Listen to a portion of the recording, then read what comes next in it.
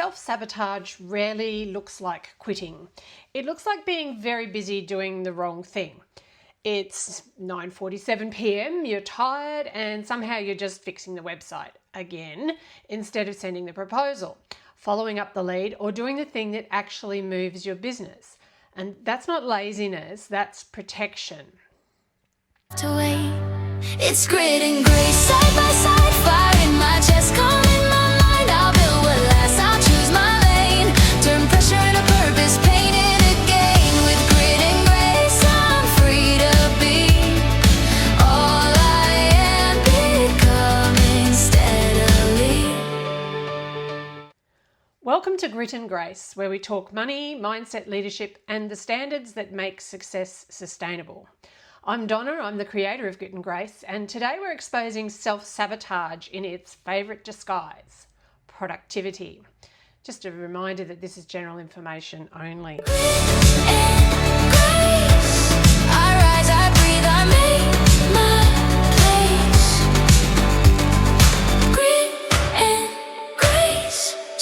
Side I run this race.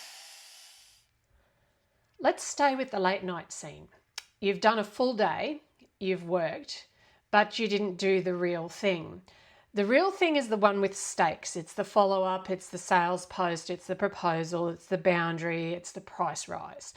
So your brain offers you a safer task, a clean task. And clean tasks are tasks that feel productive but carry absolutely no risk. There is no rejection, no judgment, no conflict, and no vulnerability. You can tidy your inbox for an hour and nobody can tell you you're wrong. You can change a heading on your website 12 times and call it optimization. You can reorganize your files and feel like a CEO. And again, I'm not saying these tasks are useless. What I'm saying is that they become sabotage when they really replace the real work. Because after an hour of clean tasks, the business is just the same. And deep down, you know it. And that's why self-sabotage is so brutal. It steals progress while letting you feel busy. If you're rearranging your website and it created revenue, half of us would retire tomorrow. So self-sabotage is a protection pattern. It's your nervous system choosing safe over exposed, because the real action could lead you to rejection or judgment, disappointment. You could have been seen. You may have been told no. And being told yes and then having to deliver it at the next level means you're uncomfortable. So you choose delay, and delay feels like relief. But delay has a cost and it erodes your self-trust. But delay, excuse me dogs, you start thinking you have a motivation problem. You usually don't. You have a safety problem. Your nervous system does not feel safe being seen. So we don't solve it with hype. We solve it with safer actions and structure. So let's talk about how it shows up when it's not 9:47 p.m.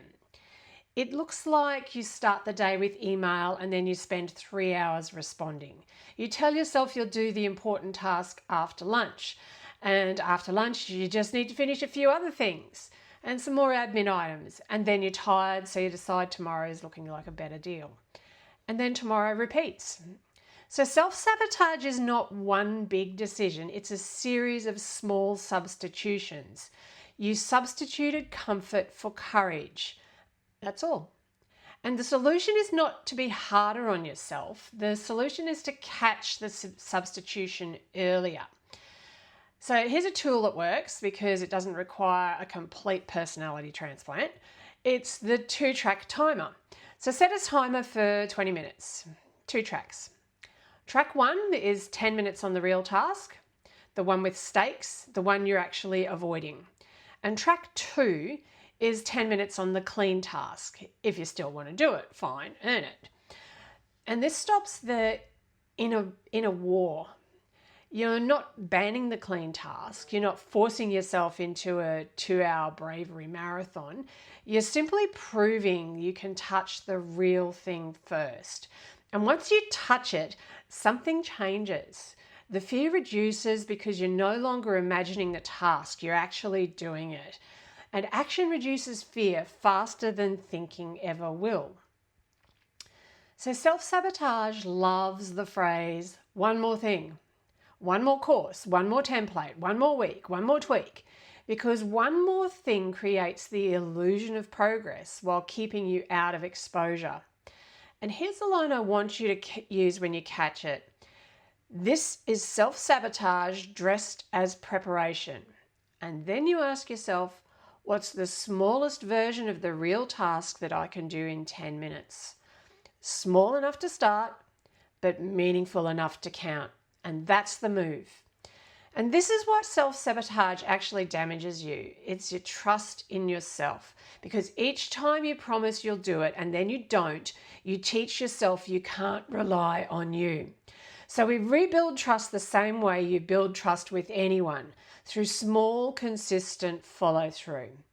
One 10-minute real task per day or one real task per week, done within 48 hours. You don't need a heroic week. You just need a repeatable one. When your week is repeatable, your business becomes calmer. And when your business is calmer, you do less sabotaging. It becomes a positive cycle. So for the next 7 days, each day you catch yourself doing a clean task to avoid a real task, set the 10-minute timer and do the real task for 10 minutes and then just stop it when the timer ends. That's it. By the end of the week, you'll have done 70 minutes of real work that you were avoiding. It's not motivation, it is momentum. And self-sabotage isn't proof you're weak. It's proof you're protecting something. You can protect yourself and still move forward. Until next time, keep your grit and protect your grace.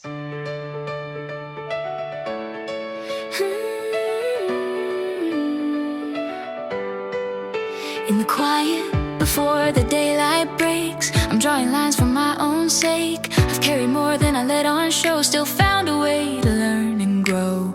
With steady hands I set the pace, a fierce heart held in gentle space. I won't trade my peace for proof, I won't build a life without a roof. I'll rise, I'll rest, I'll recalibrate, strong enough to do, wise enough to wait.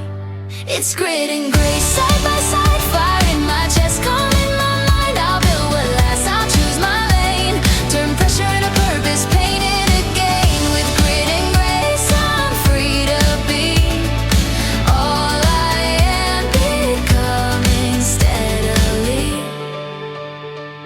I won't shrink back to make it easy, I won't stay small to keep things tidy. I'll speak the truth, I'll name my worth, put roots down deep and do the work. And when it's heavy, I won't break, I'll bend with care, then reset my faith. I'll measure growth in more than gold, in quiet wins and courage bold. I'll lead with heart, I'll honor pace, ambition guided by restraint and grace. It's grit and grace, side by side, fire in my chest, calm in my mind. I'll build what lasts, I'll choose my lane, turn pressure into purpose, paint it again. With grit and grace, I'm free to be all I am, becoming steadily. Let it be simple, let it be true, a steady rhythm pulling me through. When doubt is loud, I'll still begin, again and again I'll choose to win. Not by force, not by fear, by showing up year after year. It's grit and grace.